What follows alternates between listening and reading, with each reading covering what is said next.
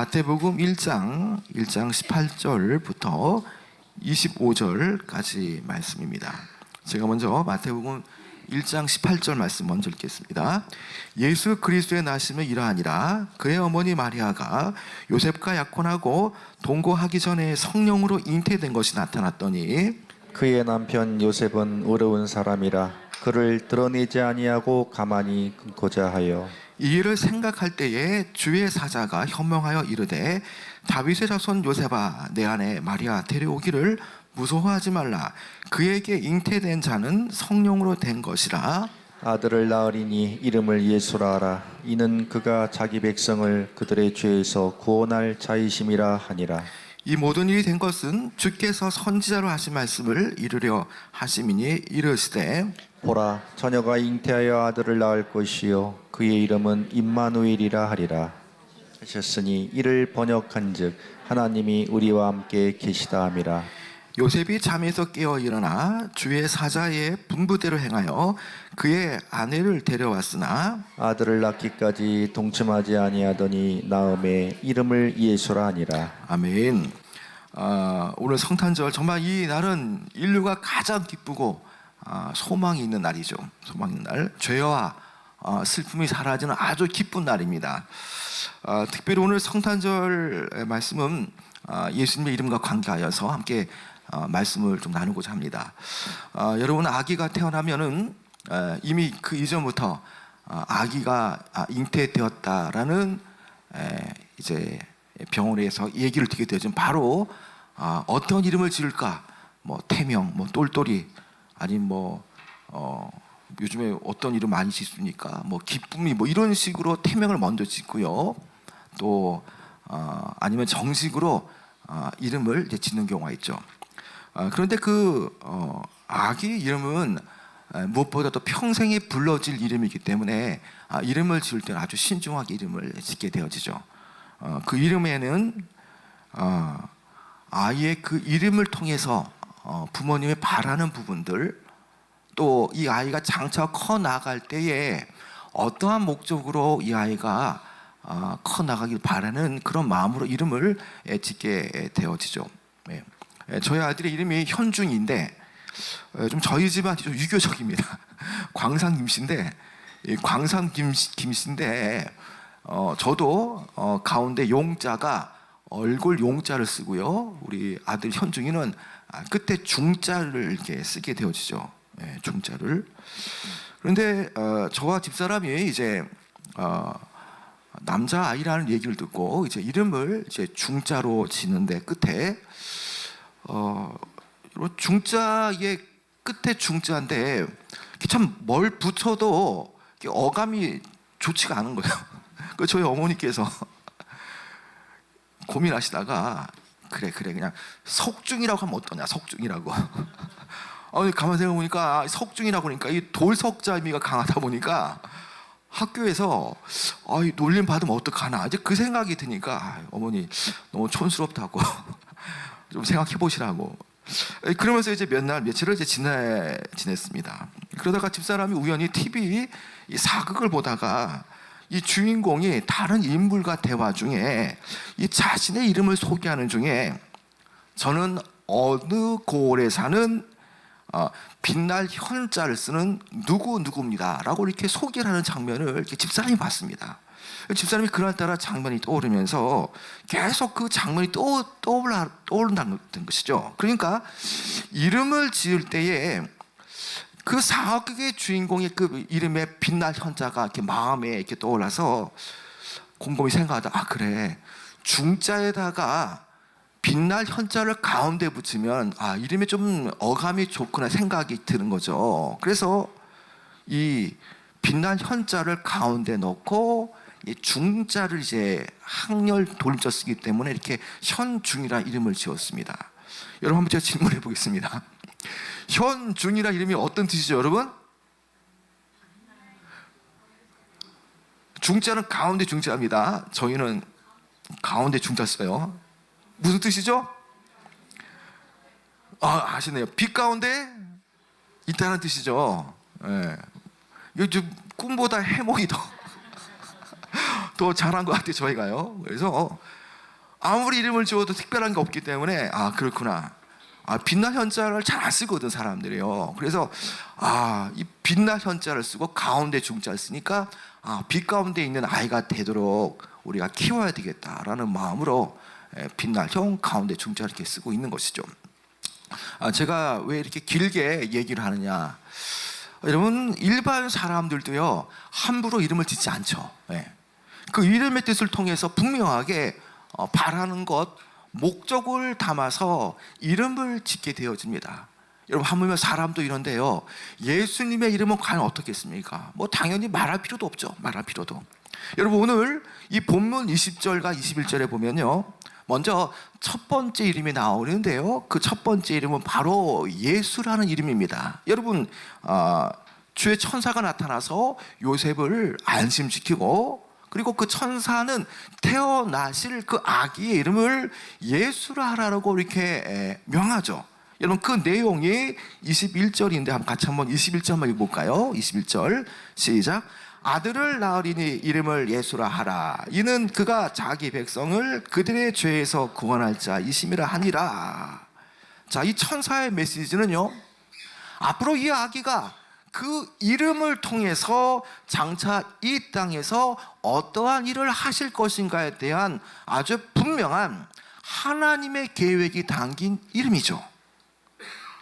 이 예수라는 이름에는 분명 예수님의 하실 일에 대한 사명이 담긴 이름이죠.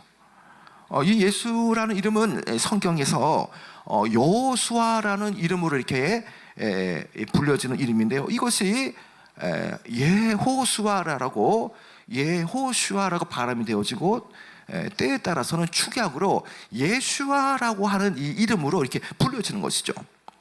여러분 이것은 흔히 예슈아 우리가 조슈아라고 말하지 않습니까? 이런 이름은 너무나 이 흔한 이 유대 지역의 이름입니다. 이름 뜻 그것은요 구원하다라는 히브리어 말로 여호와가 구원하시다는 이름이 바로 예수라는 이름이라는 것이죠. 요셉은요 주의 사자 천사가 부여한 그 이름 그대로 예수라는 이름을 부여함으로써 장차 이 나실 예수님께서 자기 백성을 그들의 죄에서 구원하실 그 구속사적 사명, 즉 예수님께서 하나님의 이 구원 계획을 나실 예수님을 통해서 구원을 가져오실 분이라는 것을 아주 명쾌하게 말해주고 있는 것이죠. 여러분 그렇습니다. 예수님의 그 이름에서 보는 것처럼 하나님께서는 태어나실 독생자 아기 예수님의 이름을 예수라고 이름을 지어주셨고 그 이름 그대로 구원자, 구세자라는 이름으로 이렇게 말씀하셨다는 것이죠. 여러분 오늘 성탄의 날에 우리는 분명히 예수님의 오신 목적을 분명히 잘 알고 있죠. 여러분 2000년 전 첫 성탄절 날에도요 이 땅에 오신 아기 예수님은요 모든 사람들의 죄를 담당하기 위해서 태어나셨습니다. 또 2000년 이후에 여전히 오늘 저와 여러분의 죄를 위해서 그것을 담당하시고 죄와 사망에서 건지실 구세주로서 오셨다라는 것이죠. 여러분 이것이 정말 얼마나 우리의 큰 은혜가 되어집니까? 이 성탄의 날에 우리를 구원하시러 오신 그 예수님의 이름, 그 이름을 우리가 대할 때에 그리고 그분의 오신 날 성탄절을 대할 때에 이 은혜가 과연 얼마나 크냐는 것입니다. 여러분 그 다음에 이제 두 번째로 예수님의 또 중요한 이름이 나오죠. 그것은 임마누엘이라는 이름입니다. 자, 여러분 22절과 23절에 그 예수님의 이름의 명칭이 나옵니다. 여러분 22절, 23절 한번 읽어볼까요? 시작. 이 모든 일이 된 것은 주께서 선지자로 하신 말씀을 이루려 하심이라. 이르시되 보라 처녀가 잉태하여 아들을 낳을 것이요 그 이름을 임마누엘이라 하리라 하셨으니 이를 번역한즉 하나님이 우리와 함께 계시다 함이라. 자, 여러분 22절의 말씀을 보면요, 자, 이 모든 일은 주께서 선지자로 하신 말씀을 이루기 위함이다라고 말합니다. 여러분 이 내용을 보면은 신약과 구약은 한 짝을 이루죠. 그러니까 지금 이 내용은 이미 구약의 말씀을 이루기 위함이라는 것을 우리가 생각할 수 있죠. 여러분, 그것이 무엇이겠습니까? 여러분, 이것은요, 처녀가 잉태하여 아들을 낳으리라는 그 임마누엘의 성취인데, 이것은 분명하게 700년 전에 이사야 선지자가 이 아하스 왕을 통해서 장차 오실 여인의 이 후손을 통해서 나실 메시아에 대한 그 예언을 말하고 있는 것이죠. 이사야서 7장 14절의 내용을 보면요, 그러므로 주께서 친히 징조로 너희에게 주실 것이라. 보라, 처녀가 잉태하여 아들을 낳을 것이요 그 이름을 임마누엘이라 하리라. 여러분, 처녀가 잉태하여 아들을 낳을 것이다. 이것은 바로 여인의 후손을 통해서 바로 이 뱀의 머리를 상하게 할 창세기 3장 15절의 이 최초의 복음, 그것을 이룰 바로 메시아 예수 그리스도를 말하는데, 이 이사야 선지자 시대 때 놀랍게도 나실 예수님에 대한 예표를 정확하게 하고 있는 것이죠. 여러분, 얼마나 놀라운 일입니까? 성경은 정확하지 않습니까? 예언된 말씀을 이미 700년 전에 전혀 예수님을 보지도 못하고 만나지도 못했던 그분을 하나님께서 선지자를 통해서 정확하게 오실 것을 예언했다는 것이죠. 바로 하나님의 때가 찰 때에 이 일이 이제 이루어졌다라는 것입니다.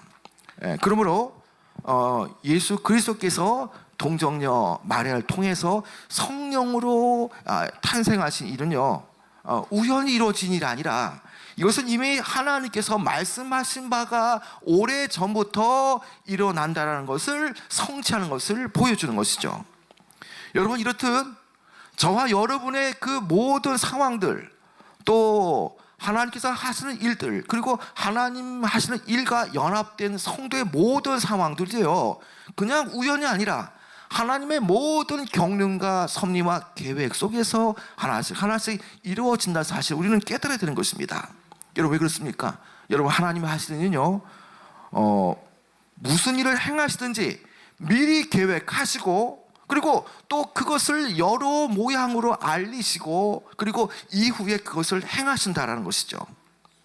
여러분, 특별히 23절 하반절을 보시기 바랍니다.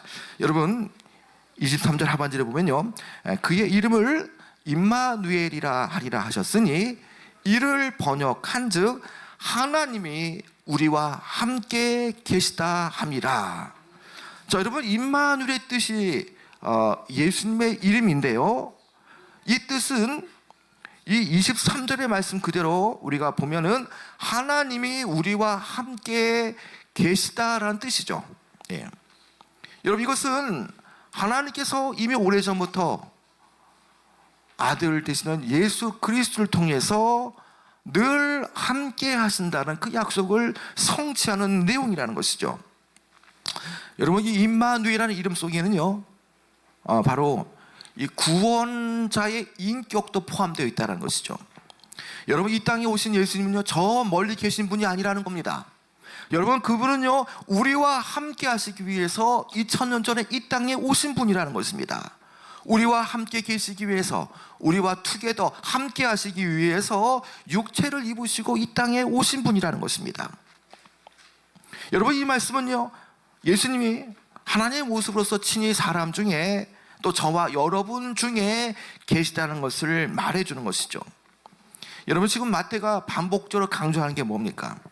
자, 이 임마누엘, 그 이름을 통해서, 함께 하심을 통해서 그분의 인격을 말하고 있고요, 그 앞에 예수님이라는 이름은 우리를 구원하시는 구원자라는 부분을 동일하게 말하고 있는 것이죠. 여러분, 예수님께서는요, 우리와 함께 하시는 분으로서요, 반응도 할 수 없고, 또 대답도 할 수 없고, 또 문제를 해결해 줄 수 없는 목석에 불과한 잡신과 분명히 다르신 분이라는 것입니다.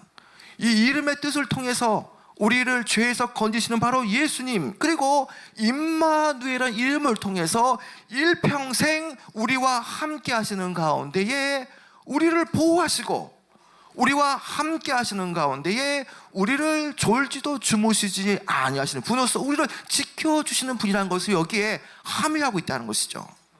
여러분, 이것이 구체적으로 어떻게 나타납니까? 여러분, 예수님께서도 그분께서 부활 승천하실 때에 마치 최후의 유언처럼 우리에게 말씀하시는 부분이 무엇입니까? 마태복음 20장 28절의 내용처럼 예수님께서 하늘로 올라가시기 전에 마지막에 하셨던 말씀이 뭐냐?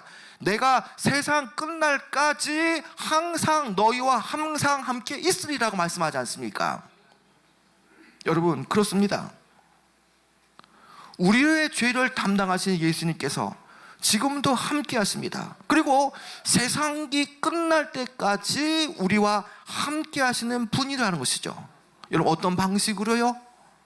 이미 하나님은, 예수님은 하늘에 계시지만 성령의 방식으로 우리 안에 역사하시고 우리 안에 내주하시는 분이라는 것이죠.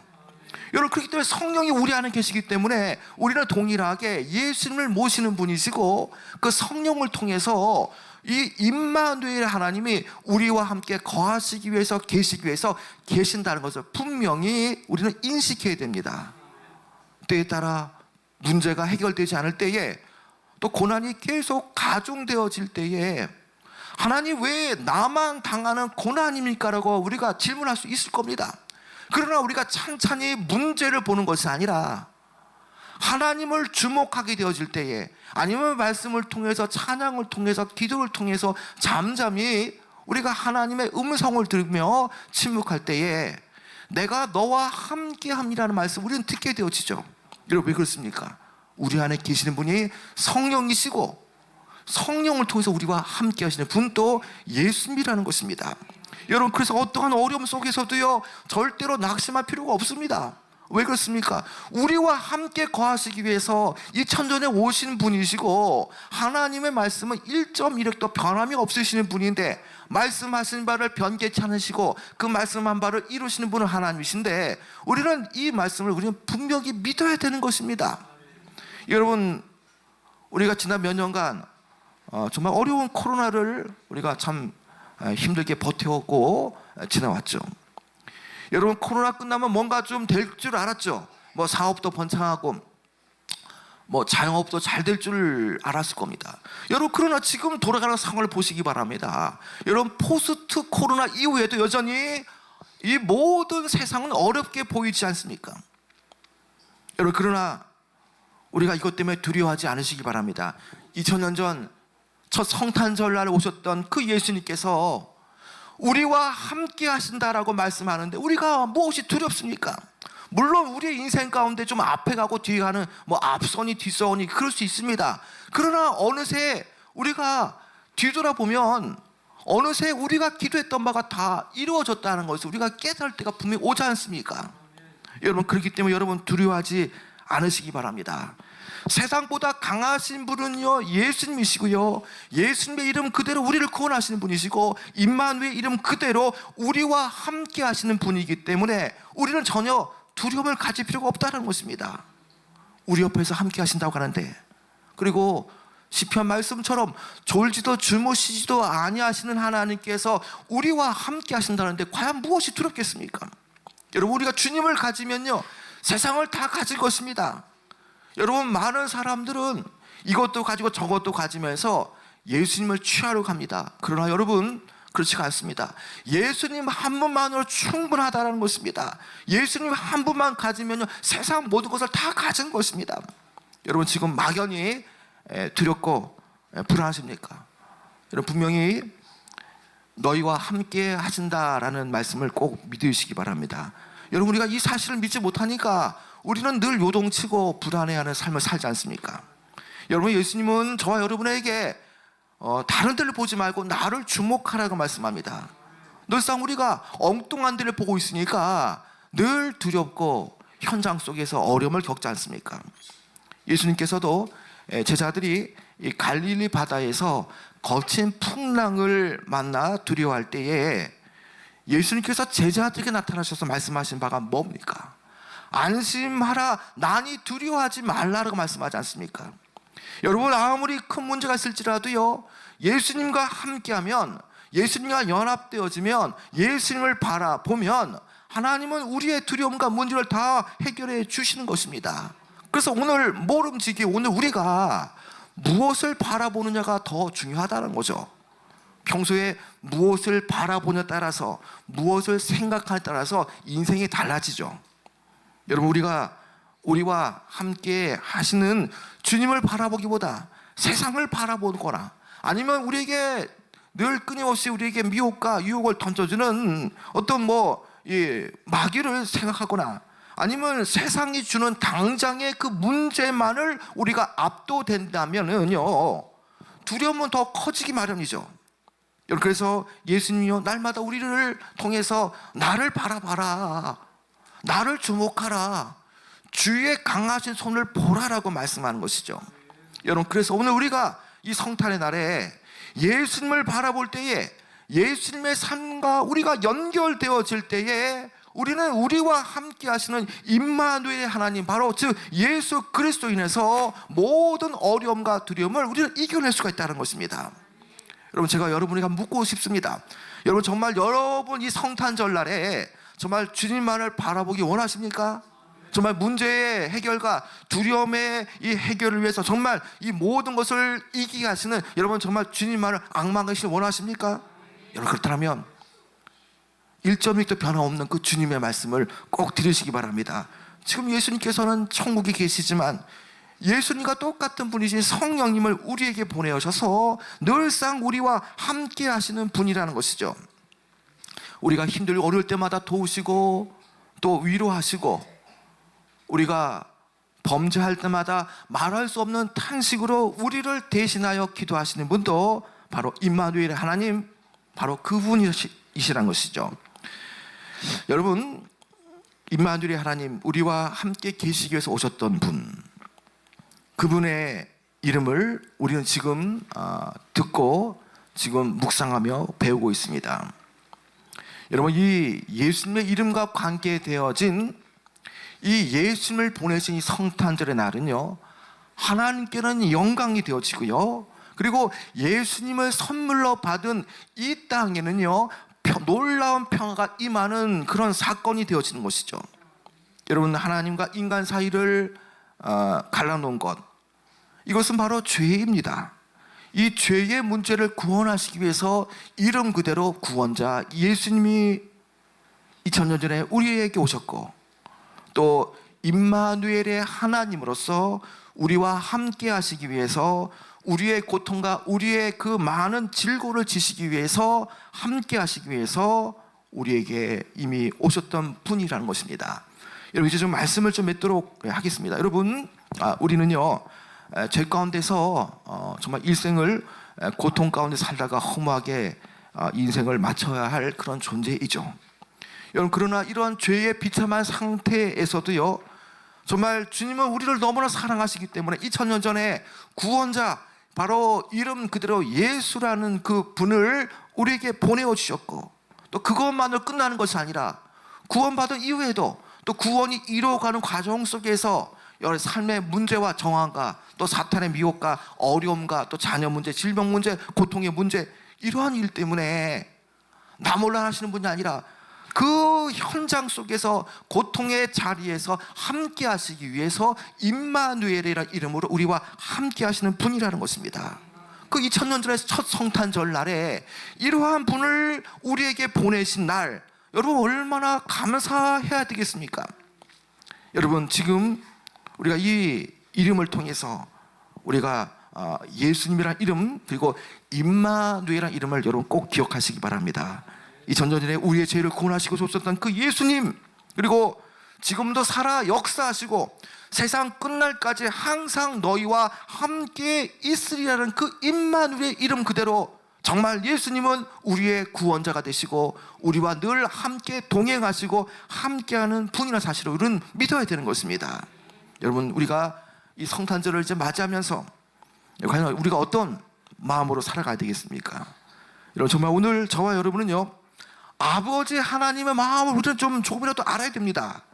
예수님을 보내신 날 그 지극히 높은 곳에는 하나님께 영광이고 땅에서는 기뻐하심을 입은 사람들 중에 평화가 되어지는 그 성탄의 날, 여러분 그 성탄절 날을 정말 이런 하루 만에 절기로 지키는 것이 아니라 매일매일 성탄절이 되어서 주님께 감사하며 영광을 돌리는 삶을 살아가야 되는 것입니다. 여러분, 오늘 하루에 인생을 마치는 사람에게 과연 뭐 1,000억, 뭐 몇 억을 준다면 그 무슨 의미가 있습니까? 당장 죽어가는 사람에게요.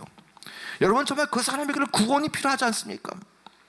오늘 우리가 우리의 힘으로 살아가기 힘들기 때문에, 우리가 구원을 이루어가는 과정 속에서 마치 인생이 철록정같이 힘들기 때문에 우리를 혼자 고아처럼 내버려 두시지 않으시기 위해서 임마누엘의 하나님으로서 우리와 함께 하시기 위해서, 우리와 함께 거하시기 위해서 2000년에 오셨던 주님을 바라볼 때에 우리가 주님 앞에 연결되어지면요, 주님을 악마하고 바라보게 되어지면요, 두려움이 사라지게 되어질 것입니다.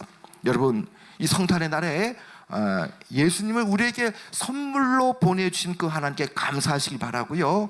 또 그 은혜 앞에 늘 하루가 성탄 같은 날로 정말 이 은혜와 축복 속에서 이런 기쁜 날을 누리시고 향유하시고 또 주님의 은혜 앞에 나가시는 귀한 여러분 되어지기를 축원합니다.